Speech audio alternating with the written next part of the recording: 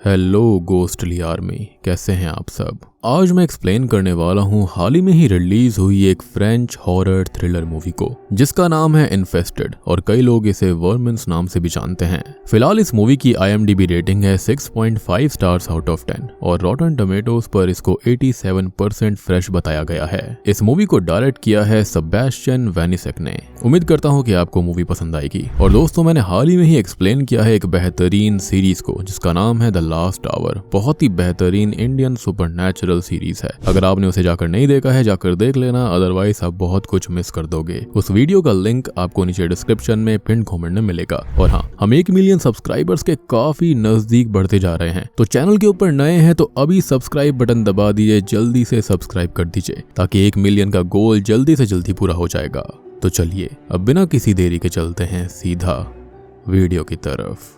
Movie की शुरुआत में हम 3 आदमियों को रेगिस्तान में देखते हैं, जहां पर तीनों किसी चीज की खोज में लगे हुए थे। फिर उनमें से एक आदमी अपने हथियार निकालकर जमीन के नीचे से पत्थर हटाता है और उसको देखकर ऐसा लग रहा था कि शायद उन्हें किसी चीज की तलाश थी। अब इतने में ही उस आदमी को जमीन के नीचे एक होल दिखता है, जिसके बाद वो आदमी अपने बाकी दोस्तों को जल्दी से अपने पास बुलाता है। तब तीनों ही मिलकर उस होल के अंदर एक जहरीली गैस डाल देते हैं। तभी उस होल के अंदर से एक स्पाइडर यानी कि एक मकड़ी बाहर निकलती है और उनमें से एक के ऊपर हमला कर देती है और इस वजह से उस आदमी की हालत खराब होने लगी थी। अब अचानक से ही उस होल के अंदर ढेर सारी मकड़ियां बाहर आने लगती हैं और ये मकड़ी कोई आम मकड़ी नहीं होती। असल में ये काफी ज्यादा जहरीली मकड़ियां थीं और इनके काटने से आदमी की मौत भी हो सकती है। फिर बाकी दोनों दोस्त जल्दी से कुछ मकड़ियों को अपने बॉक्स में कैद कर लेते हैं। अब वो एक आदमी जिसको इस मकड़ी ने काट लिया था, उसके बचने के चांसेस बहुत कम थे, इसलिए बाकी दोनों दोस्त ही उस आदमी को मार डालते हैं। जिसके बाद हम देखते हैं कि ये लोग इस जहरीले स्पाइडर को इसलिए पकड़ रहे थे क्योंकि इनको बेचकर वो काफी अच्छे पैसे कमाना चाहते थे और वो लोग मकड़ियों को भारी कीमत में मार्केट में बेचा करते। तभी हम केलब नाम के एक लड़के को देखते हैं जो कि शॉप में कुछ सामान लेने आया हुआ था, लेकिन दुकानदार उसे नकली सामान चिपका देता है।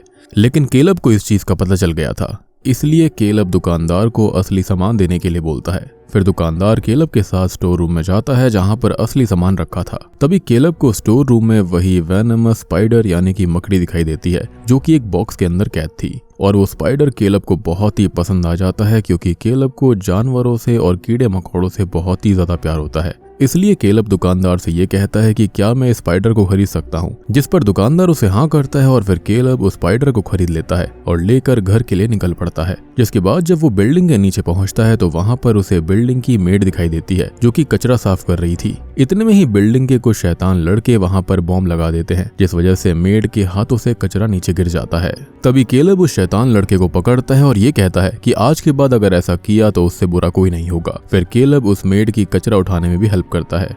खैर, अब जब वो अपने घर पहुंचता है तो ये देखता है कि उसकी बहन मैनन घर में काफी शोर शराबा कर रही थी। इसलिए केलब उसे कहता है कि अगर आज मॉम होती तो तुम्हें ऐसे करते देखकर काफी गुस्सा होती। लेकिन मैनन को अभी भी केलब की बातों से कुछ फर्क नहीं पड़ता और इसी वजह से केलब मैनन के कमरे से बाहर आ जाता है। जिसके बाद वो एक रूम में जाता है जहां पर उसने सारे इंसेक्ट्स को सजा कर रखा हुआ था। फिर केलब उस स्पाइडर को भी उस रूम में रख देता है और बाहर आकर अपनी बहन से ये कहता है कि मेरे इंसेक्ट वाले रूम की लाइट और फैन उसने बंद क्यों की है। जिस पर उसकी बहन ये कहती है कि वो कचरे को घर में लाकर सजा रहा है। उस पर केलब भड़क जाता है और दोनों भाई बहन के बीच काफी बहस होने लगती है। अब इसके बाद केलब अपने दोस्त तोमानी के घर पर पार्टी के लिए जाता है, जहाँ पर तोमानी केलब से ये कहता है कि क्या तुम मेरे लिए गिफ्ट लेकर नहीं आए हो। जिस पर केलब उसको कहता है कि तुम्हें क्या चाहिए। फिर तोमानी केलब को बताता है कि उसके शूज फट चुके हैं और इसलिए उसको न्यू शूज चाहिए। जिसके बाद केलब पार्टी में जाता है और बाकी लोगों से मिलता है और पार्टी में केलब के सारे फ्रेंड्स आए हुए थे और सभी पार्टी में काफी ज्यादा एंजॉय कर रहे होते हैं। लेकिन दूसरी तरफ हम देखते हैं कि वो स्पाइडर जो कि बॉक्स में रखा होता है, वो स्पाइडर बॉक्स को फाड़ कर उसके अंदर से बाहर निकल जाता है। जैसा कि मैंने बताया कि ये स्पाइडर आम स्पाइडर नहीं थे। फिर पार्टी खत्म होने के बाद जब केलब अपने स्पाइडर को देखने वापस उस रूम में जाता है, तब वहां पर उसको पता चलता है कि स्पाइडर बॉक्स से बाहर निकल चुका है। इसलिए केलब पूरे कमरे में उस स्पाइडर को ढूंढने लगता है, लेकिन काफी ढूंढने के बावजूद भी उसे स्पाइडर कमरे में नहीं मिलता और केलब पार्टी की वजह से काफी ज्यादा थक भी गया था और उसको नींद आ जाती है और इसी वजह से वो उस कमरे से बाहर आता है और अपने कमरे में जाकर सो जाता है। अब अगली सुबह जब उसकी आंख खुलती है तो वो अपने दोस्त जॉर्डी, मैथिस और लाइला को देखता है और केलब के दोस्त उसको ये कहते हैं कि हम यहाँ पर तुम्हारी मदद करने के लिए आए हैं, क्योंकि केलब का घर थोड़ा सा बिगड़ा हुआ था। लेकिन वो अपने दोस्त को देखकर काफी खुश नहीं होता। अब इसके बाद केलब तोमानी से मिलने जाता है। उसको कहता है कि मैंने तुम्हारे लिए नए शूज लिए हैं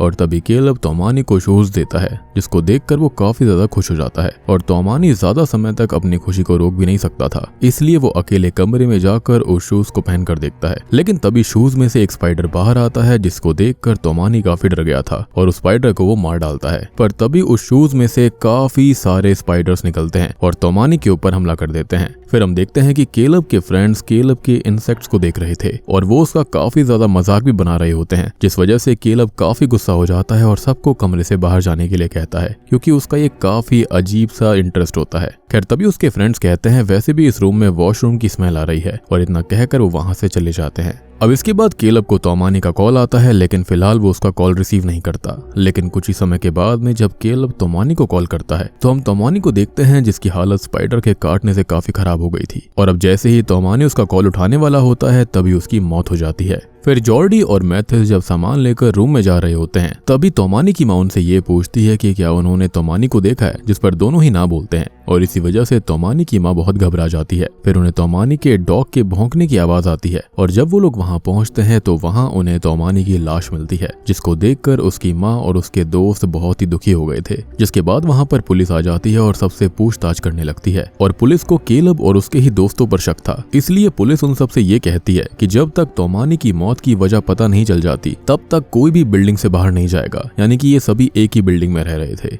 फिर केलब और उसके दोस्त कमरे में बैठकर बात कर रहे होते हैं कि आखिर तोमानी की मौत हुई कैसे है। तभी मैनन केलब से कहती है कि तुम पिछली रात तोमानी से मिले थे और कहीं तुमने ही तो उसको ड्रग्स नहीं दिए थे, जिस पर केलब उसको कहता है कि मैं अपने दोस्त के साथ कभी ऐसा नहीं कर सकता। जिसके बाद लाइला वॉशरूम में जाती है, लेकिन तभी उसे वहां पर एक स्पाइडर दिखता है, जिसको देखकर वो बहुत घबरा जाती है और जोरों से चिल्लाने लगती है। अब उसकी आवाज सुनकर सभी भागते हुए वहां पहुंचते हैं, लेकिन फिर जॉर्डी उस स्पाइडर को देखकर उसके ऊपर कूदकर उसे मार डालता है। लेकिन उसी समय काफी सारे स्पाइडर्स वहां आ जाते हैं, जिसको देखकर सभी लोग काफी घबरा गए थे। फिर जॉर्डी जल्दी से लाइला को वहां से निकालता है और गेट बंद कर देता है।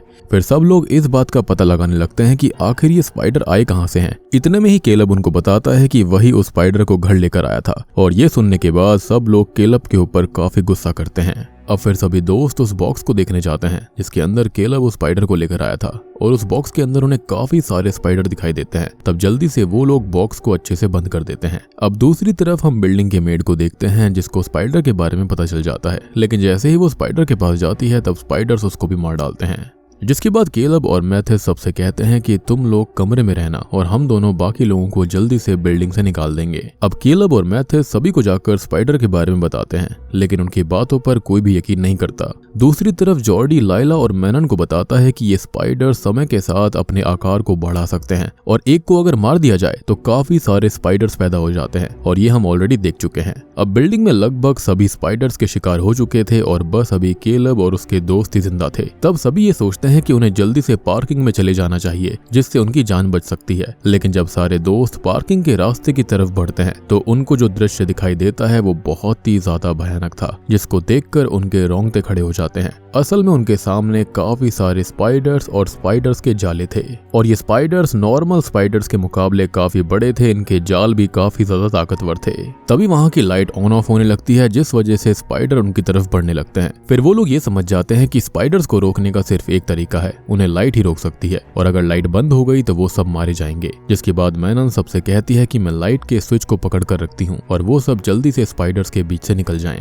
अब मैनन को छोड़कर बाकी सारे तो वहां से निकल जाते हैं, लेकिन जब मैनन स्पाइडर के बीच से आ रही होती है तभी लाइट एकदम से बंद पड़ जाती है। लेकिन केलब कैसे भी करके मैनन को स्पाइडर्स के बीच से निकालता है और फिर सभी लोग वहां से भागने लगते हैं। पर इसी भगदड़ में जॉर्डी स्पाइडर्स के जाल में फंस जाता है और स्पाइडर्स उसको मार डालते हैं, और बाकी चारों लोग जॉर्डी के मरने पर अंदर ही अंदर दुखी हो गए थे, लेकिन चाहकर भी वो उस समय जॉर्डी को नहीं बचा सकते थे। फिर चारों दोस्त कैसे भी स्पाइडर से बचते हुए पार्किंग में पहुंच जाते हैं, पर तभी वहां पर कुछ पुलिस ऑफिसर्स आ जाते हैं और उनसे कहते हैं कि तुम लोग यहाँ से भाग नहीं सकते हो, क्योंकि अभी तक तोमानी की मौत की वजह पता नहीं चली है। जिस पर केलब उनको बताता है कि हमें यहाँ से जल्दी निकलना होगा, वरना कोई नहीं बचेगा। लेकिन पुलिस वाले उनकी बात नहीं मानते और फिर केलब और पुलिस वालों के बीच झगड़ा होने लगता है, और इसी वजह से पुलिस वाले केलब और उसके दोस्तों को पकड़कर बांध देते हैं। लेकिन ऑब्वियसली पुलिस वालों को ये बात नहीं पता थी कि बहुत ही जल्दी सबकी जिंदगी खतरे में पड़ने वाली है। अब पार्किंग का माहौल एकदम से शांत हो जाता है, लेकिन तभी एकदम से पार्किंग में काफी सारे स्पाइडर्स आने लगते हैं, जिस वजह से पुलिस उन स्पाइडर्स की तरफ फायरिंग शुरू कर देते हैं। और केलब लाइला को एक सेफ जगह लेकर जाता है और उसको कहता है कि तुम जल्दी से कार लेकर आओ और मैं मैनन और मैथिस को बचाऊंगा।